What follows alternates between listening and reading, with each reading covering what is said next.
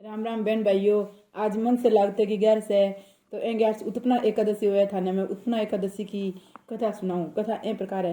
युधिष्ठिर ने जी ने पूछा, भगवान पुण्यमयी एकादशी तिथि कैसे उत्पन्न हुई, इस संसार में क्यों पवित्र मानी गई तथा देवताओं को कैसे प्रिय हुई। श्री भगवान बोले, कुंती नंदन, प्राचीन समय की बात है। सतयुग में मूल नामक दानव रहता था। वह बड़ा ही अद्भुत, अत्यंत रौद्र तथा संपूर्ण देवताओं के लिए भयंकर था।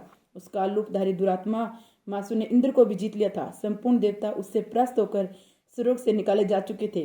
संकित और भयभीत होकर पृथ्वी पर विचरा किया करते थे। एक दिन सब देवता महादेव जी के पास गए।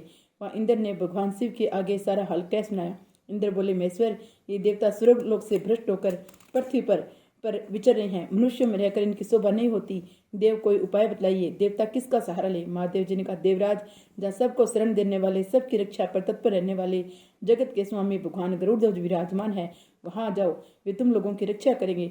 भगवान श्री कृष्ण कहते, युधिष्ठिर, महादेव जी की बात सुनकर परम बुद्धिमान देवराज इंद्र संपूर्ण देवताओं के साथ वहां गए।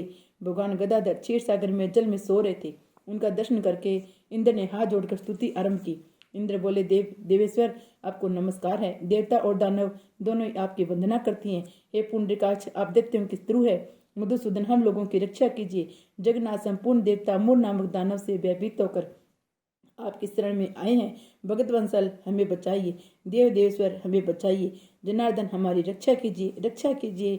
दानव का विनाश करने वाले कमल नयन, हमारी रक्षा कीजिए। प्रभु, हम सब लोग आपके समीप आए हैं। आपकी शरण में आपने भगवान शरण में आए हुए देवताओं की सहायता कीजिए। देव, आप ही पति, आप ही मति, आप ही कर्ता और आप ही कारण है। आप ही सब लोगों की माता और आप ही सब जगत के पिता है। भगवान देव देवेश्वर, शरणागत वंशल देवता भयभीत होकर आपकी शरण में आए हैं। प्रभु, अत्यंत उग्र स्वभाव वाले महाबली मोर नामक दैत्य ने संपूर्ण देवताओं को जीतकर इन्हें स्वर्ग से निकाल दिया है। इनके इंद्र की बात सुनकर भगवान विष्णु बोले, देवराज, वह दानव कैसा है, उसका रूप और बल कैसा है था, उस दुष्ट ने रहने का स्थान कहाँ है। इंद्र बोले, देवेश्वर, पूर्व काल में ब्रह्मा जी के वंश में तालजंग नामक एक महान असुर उत्पन्न हुआ था, जो अत्यंत भयंकर था। उसका पुत्र मूर दानव के नाम से विख्यात हुआ। वह भी अत्यंत उत्कंठ महापराक्रमी, देवताओं के लिए भयंकर है। चंद्रावती नाम से प्रसिद्ध एक नगरी है, उसी में स्थान बनाकर वह निवास करता है। उस दैत्य ने समस्त देवताओं को परास्त करके स्वर्गलोक से बाहर कर दिया है। उसने एक दूसरे ही इंद्र स्वर्ग के सिंहासन पर बिठाया है। अग्नि, चंद्रमा, सूर्य, वायु था वर्ण भी उसने दूसरे ही बनाए हैं। जनार्दन, में सच्ची बात बता रहा हूँ, उसने सब कोई दूसरे ही कर लिए। देवताओं को तो उसने प्रत्येक स्थान से वंचित कर दिया है। इंद्र का कथन सुनकर भगवान जनार्दन को बड़ा क्रोध हुआ। वे देवताओं को साथ लेकर चंद्रावतीपुरी में गए। देवताओं ने देखा दैत्यराज बारंबार गर्जना कर रहे हैं। उससे परास्त होकर संपूर्ण देवता दसों दिशाओं में भाग गए हैं। अब वह दानव भगवान विष्णु को देखकर बोला, खड़ा रह, खड़ा रह। उसकी ललकार सुनकर भगवान के नेत्र क्रोध से लाल हो गए। वे बोले, अरे दुराचारी दानव, मेरी इन भुजाओं को देखकर। यह कहकर श्री विष्णु ने अपने दिव्य बाणों से सामने आए हुए दुष्ट दानवों को मारना आरंभ किया। दानव भय से वे लोग उठे। पांडुनंदन, तत्पश्चात श्री विष्णु ने दैत्य सेना पर चक्कर का प्रहार किया। उसे छिन्न भिन्न होकर सैकड़ों योद्धा मौत के मुंह में चले गए। उसके बाद भगवान मधुसूदन बद्रिका आश्रम को चले गए। वहां सिंहावती नाम की गुफा थी, जो 12 योजन लंबी थी। पांडुनंदन, उस गुफा में एक ही दरवाजा था। भगवान विष्णु उसी में जाकर सो गए। दानव मूर भगवान को मार डालने के उद्योग में लगा था। वह उनके पीछे लगा रहा। वहां पहुंचकर उसने भी उसी गुफा में प्रवेश किया। वहां भगवान को सोते देखकर उसे बड़ा हर्ष हुआ।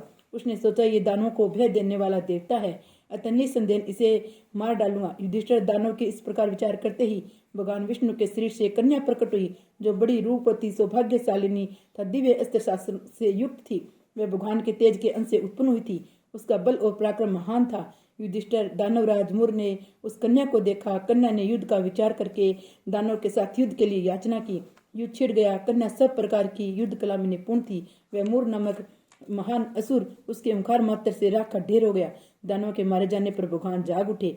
उन्होंने दानव को धरती पर पड़ा देख पूछा, मेरा यह शत्रु अत्यंत उग्र और भयंकर था, किसने इसका वध किया। कन्या बोली, स्वामिन, आपकी ही प्रसाद से मैंने इस महादैत्य का वध किया है।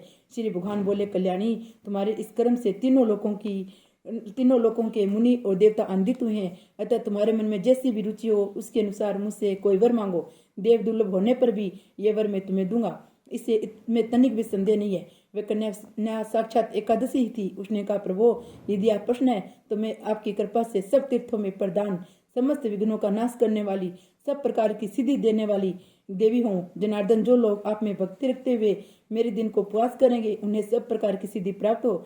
माधव, जो लोग उपवास, नृत्य अथवा एक भक्त करके मेरा व्रत पालन करे उन्हें आप धन, धर्म और मोक्ष प्रदान कीजिए। श्री विष्णु भगवान बोले, कल्याणी, तुम जो कहती हो वह सब पूर्ण होगा। श्री विष्णु भगवान की जय। एकादशी माता की जय। एकादशी के दिन ये कथा जरूर ही सुननी चाहिए। एकादशी की कथा सुनने से सब पापों का नाश होता है। जय विष्णु भगवान की जय।